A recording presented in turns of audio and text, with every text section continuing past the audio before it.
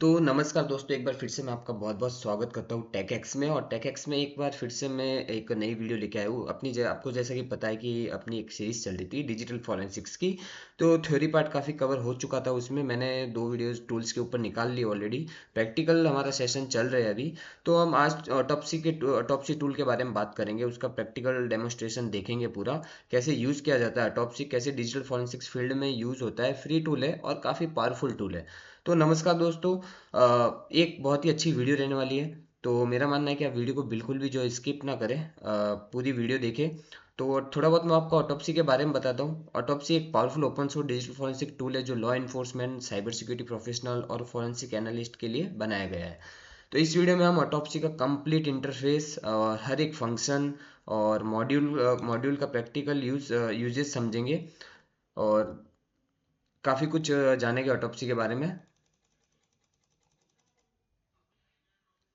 तो आप autopsy normal जो है क्रोम पे डाउनलोड कॉम से डाउनलोड कर सकते हो। यहाँ पे लिख लीजिए सिर्फ सिंपल सा डाउनलोड ऑटोप्सी। तो इसकी जो फर्स्ट वेबसाइट आएगी, आप उसके ऊपर जब क्लिक करेंगे तो यहाँ पे जो फर्स्ट इसका क्लिक डाउनलोड 64 बिट तो ये होगा जो आपको डाउनलोड करना है। डाउनलोड करने के बाद इसको इंस्टॉल कर लीजिए। इंस्टॉल करने के बाद आप इसको जब ओपन करेंगे तो कुछ इस टाइप से इसका इंटरफेस आपको दिखेगा। कुछ मैं आपको थोड़ा सा इसका इसकी समरी बता देता हूँ।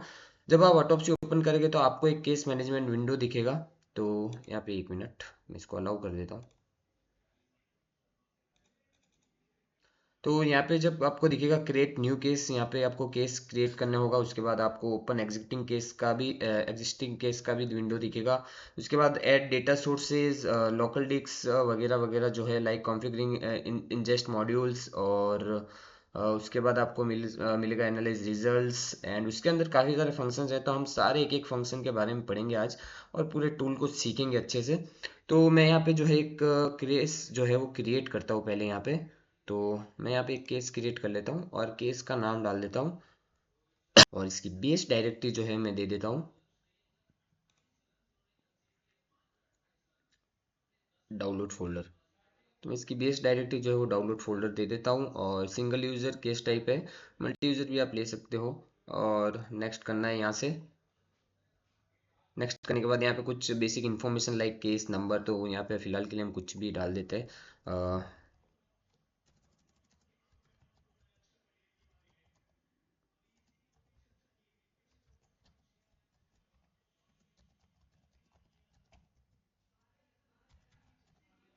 ओके, मैं यहाँ पे फिनिश कर देता हूँ इसको।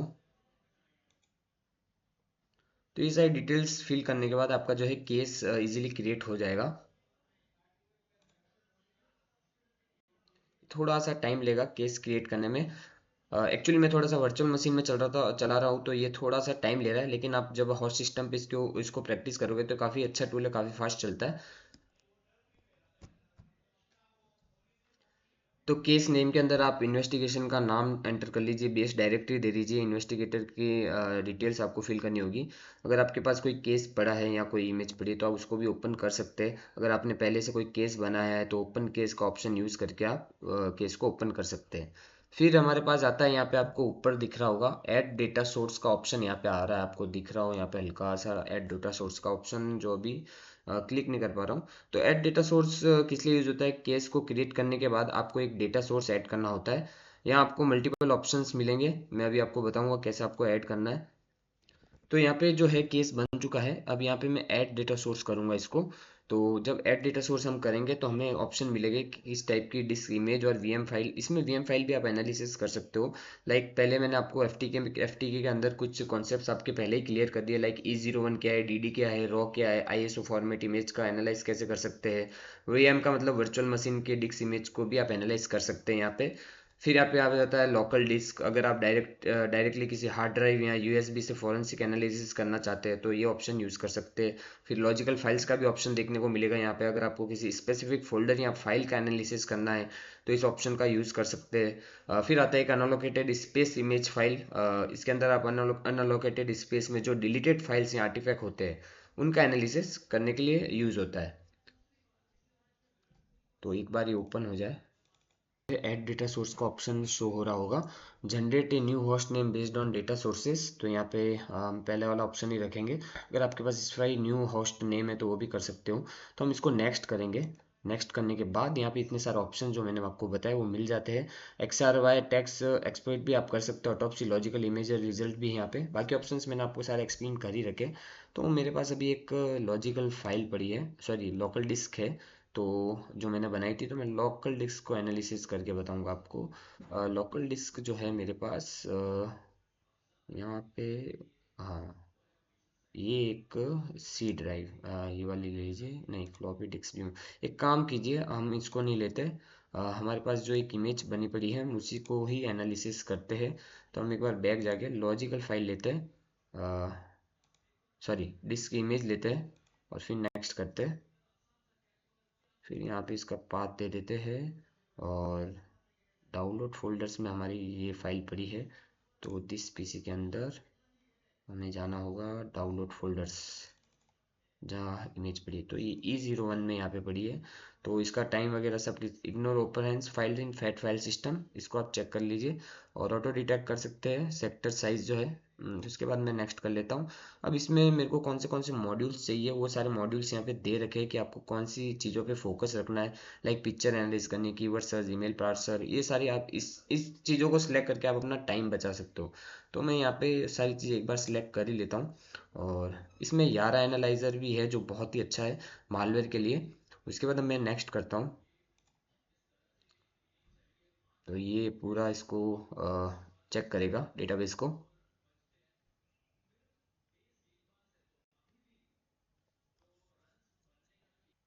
तो यहाँ पे ये जो है इमेज ऐड हो गई है, मैं इसको फिनिश कर देता हूँ। फिनिश करने के बाद कॉन्फ़िगर इनसाइट मॉड्यूल को आपको पता चली गया, लाइक कीवर्ड सर्च किया, तो भी मैं एक बार बता देता हूँ वो क्या फंक्शंस थे मॉड्यूल वाले। सिस्टम स्पेसिफिक कीवर्ड या पासेज ढूंढने के लिए यूज़ होता है। आप मैनुअली कीवर्ड डाल सकते हैं या pre defined word list use कर सकते हैं। फिर फाइल टाइप आइडेंटिफिकेशन आ जाता है, ये मॉड्यूल फाइल का एक्सटेंशन और इंटरनल सिग्नेचर एनालाइज करता है। अगर कोई फाइल है आपके पास ऐसी जिसको आपको एनालाइज करना है, डॉट ई हो गई या कुछ और, तो ये आइडेंटिफाई करेगा कि किस टाइप की फाइल है। फिर हैश लुकअप, आपको पता ही है हैश लुकअप में क्या होता है। ये module unknown malicious illegal file detect करने के लिए हैश डेटाबेस से कंपेयर करता है। और ऑटोप्सी एनएसआरएल डेटाबेस यानी नेशनल सॉफ्टवेयर रेफरेंस लाइब्रेरी और कस्टम हैश सेट सपोर्ट करता है। फिर ईमेल पार्सर आ जाता है, आउटलुक हो गया हमारा, ईमेल के हेडर्स हो गए, अटैचमेंट्स हो गए, फिर वेब आर्टिफैक्ट्स एनालिसिस आ जाते हैं। ये सब मैं वो बता रहा हूँ जो वो उस वक्त ऑप्शन आ रहे थे, जो चेक करने थे मॉड्यूल्स, वो उनको एक्सप्लेन कर रहा हूँ मैं। तो ब्राउजर जैसे क्रोम हो गए, वेब आर्टिफैक्ट्स में ब्राउजर क्रोम, फायरफॉक्स, एज हो गए। एक्सिफ डेटा में मेटा डेटा आ जाता है, हमारे इमेज और वीडियो का मेटा डेटा को एक्सट्रैक्ट करता है। Location, GPS coordinates, camera modules, date time stamps, Windows registry analysis, five keys होती है, फाइव यूज कीज होती है, उनको एनालिसिस कर सकता है।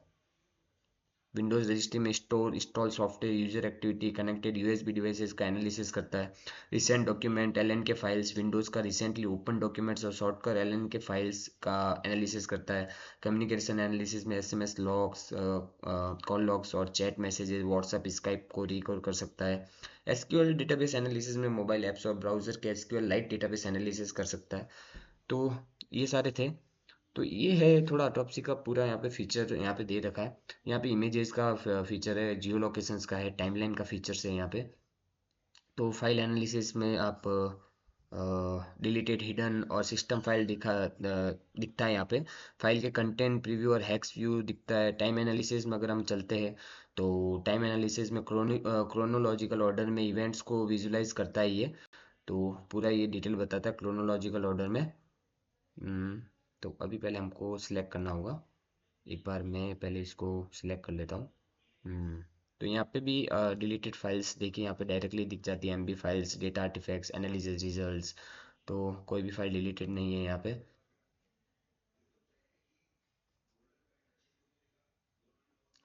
फिर एक बार चलते हैं हम डिलीटेड फाइल्स के ऊपर, फाइल टाइप में चलते हैं। तो डिलीटेड फाइल्स जो भी होगी डेटा कार्विंग करके निकाल देता है। डिलीटेड फाइल जो भी होगी वो इसमें शो कर लेगी डिलीटेड फाइल्स के अंदर।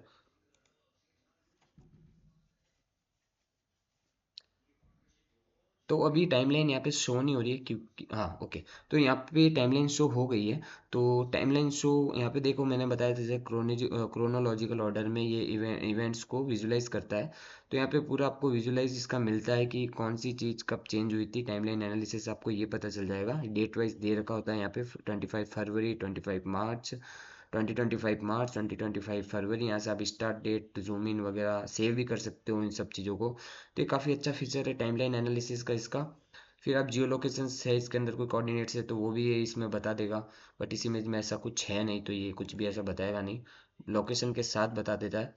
फिर ईमेल एंड वेब एनालिसिस में भी इसके अच्छे फीचर्स है। लाइक वेब सर्च विजिटेड आ गया। यहाँ हम चलते हैं कि अ, हमको एस अकाउंट्स देखने हैं, तो ओ एस अकाउंट्स में कुछ है या नहीं वो देखते हैं। तो अभी ओ एस अकाउंट्स में कुछ शो नहीं कर रहा है, डेटा आर्टिफैक्ट्स में भी कुछ शो नहीं कर रहा है। तो ये एक वैसे पूरे खाली सिस्टम की इमेज है, तो इसमें क्या ही शो करेगा, कोई इमेज नहीं है, कोई वीडियो नहीं है, कोई डेटाबेस भी नहीं है। तो 0000 सब में 00 दिखा रहा है। और देखिए यहाँ पे HTML, office, PDF, plain text, rich text. तो ये पूरा एक ग्राफिकल व्यू यानी टेबल ट्री फॉर्म में ये देता है।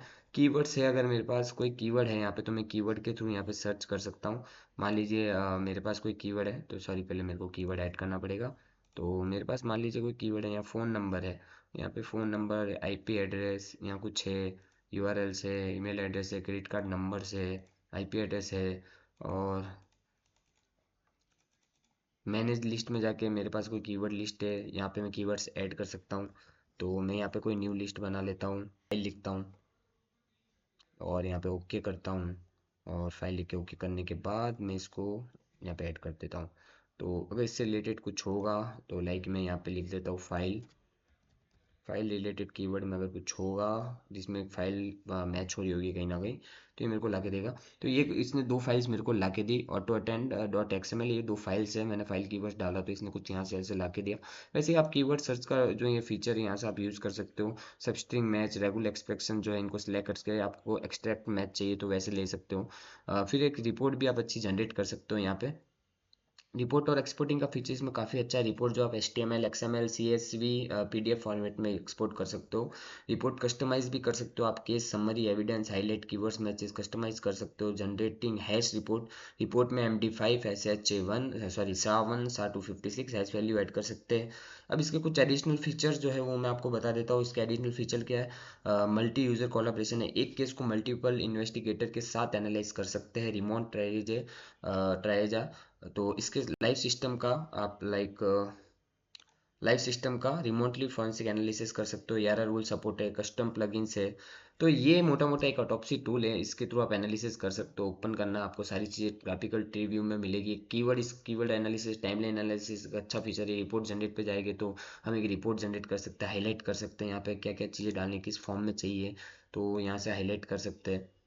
और भी बहुत कुछ है, जितना आप इसको एक्सप्लोर करोगे उतना अच्छा टूल है ये। इमेजेस और वीडियो में अगर आपको सिर्फ इमेजेस और वीडियो देखनी तो सिर्फ वही दिखाएगा, उसके अलावा आपको कुछ भी नहीं दिखाएगा, कोई और आर्टिफैक्ट्स नहीं दिखाएगा। सिर्फ इमेजेस और वीडियो से रिलेटेड आर्टिफैक्ट्स इसमें जो है वो शो करेंगे। कम्युनिकेशंस के अंदर भी आपको कुछ कम्युनिकेशन चैनल्स है, लाइक मैं इसको ओपन करके आपको बता देता हूँ। तो इसके अंदर आप कम्युनिकेशन चैनल्स देख सकते हो, लाइक कॉल लॉग्स है, मैसेज है, मीडिया अटैचमेंट है, कितने हैं, अकाउंट कितने क्रिएटिव है, बुक एंट्रीज, ऐसे कोई आर्टिफैक्ट्स हो गए तो आप ये आपका काफ़ी टाइम बचाता है। काफ़ी पावरफुल टूल है। और डेटा आर्टिफैक्ट्स यहाँ बता देगा, एनालिसिस देखिए यहाँ पे इसने दो कीवर्ड्स हिट किए तो वो भी बता दिया। अब OS अकाउंट, सोर्सेस, टैक्स अगर मैंने बनाया तो मैं टैक्स भी बना सकता हूँ इसके अंदर। मैं इसको कोलैप्स नहीं करता। केस के अंदर और भी आपको खूब सारे फीचर्स मिल जाते हैं। Manage host, add data source, case की डिटेल, व्यू के अंदर जाओगे तो सॉरी टूल्स के अंदर जाओगे तो मैंने आपको बताई दिया, image video discovery, file attach bye attributes, generate report, plugins, Python के प्लगइन्स भी आप इसमें ऐड कर सकते हो। और ऑप्शंस के अंदर है ये वाली ड्राइव है। तो ये काफ़ी इजी टू यूज टूल है, काफ़ी इजी टूल है, आप इसको यूज़ कर सकते हो। और ईमेल वाला जो फीचर है वो यहाँ ऊपर यहाँ दे रखा है। तो यहाँ पे अगर कुछ होगी ना ईमेल ईमेल जैसे कि मैंने बताया था ईमेल वाला यहाँ पे कुछ होगा तो इसमें ये आपको शो करेगा ही करेगा, GPX पार्सर वगैरह। केस को क्लोज कर सकते हो, डिस्कवरी कर सकते हो, जो आपके माइंड में चल रहा है कीवर्ड यहाँ से आप डिस्कवरी भी कर सकते हो कि आपको क्या सर्च करना है, फाइल की साइज़ कितनी होनी चाहिए, स्मॉल मीडियम डेटा सोर्स है, फीचर्स सेलेक्ट कर सकते हो, इसके डॉक्यूमेंट्स, वीडियोस, जो चीज़ आपको चाहिए बेसिकली आप वो सब ऐड ऑन कर सकते हो, जो नहीं चाहिए उनको हटा दो। तो काफ़ी अच्छा टूल है ये आप इसको जब केस लोड हो रहा है तो उसी वक्त भी आप ड्यूरिंग द केस लोडिंग आप एनालिसिस कर सकते हो, ऐसी कोई प्रॉब्लम नहीं इसमें। तो बस ये टूल इतना ही है, इससे ज़्यादा बड़ा टूल है नहीं। और काफ़ी पावरफुल टूल है वैसे फॉरेंसिक एनालिसिस में। आप कोई भी फॉरेंसिक डमी इमेज उठाई इंटरनेट से और इसमें डाल के एक बार एनालिसिस कर दिए तो आपके कॉन्सेप्ट्स काफ़ी ज़्यादा क्लियर हो गए। मैंने आपको फंक्शन सारे समझा ही दिए, तो आप उन फंक्शन को एक बार फिर से सुनिए, समझिए, इंटरनेट पे एक्सप्लोर कीजिए और भी इसके सारे फीचर्स एक्सप्लोर कीजिए और समझिए किस टाइप का टूल है। और बाकी अनदर टूल में हम मिलते हैं नेक्स्ट वीडियो में। तो आज के लिए इतना ही, मिलते हैं अगली वीडियो में। जय हिंद, वंदे मातरम।